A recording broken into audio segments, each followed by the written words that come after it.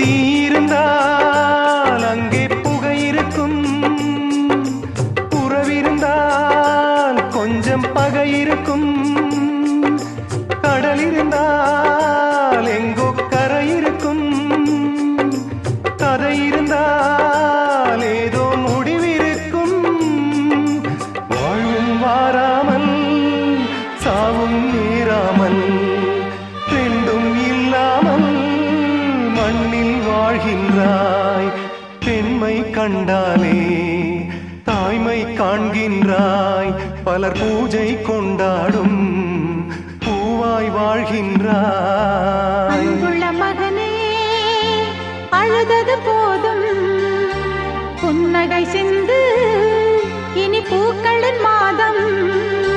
கடவுளும் நீயும் ஒரு தாய் பிள்ளை, இருவரும் தனிமரம் தானே.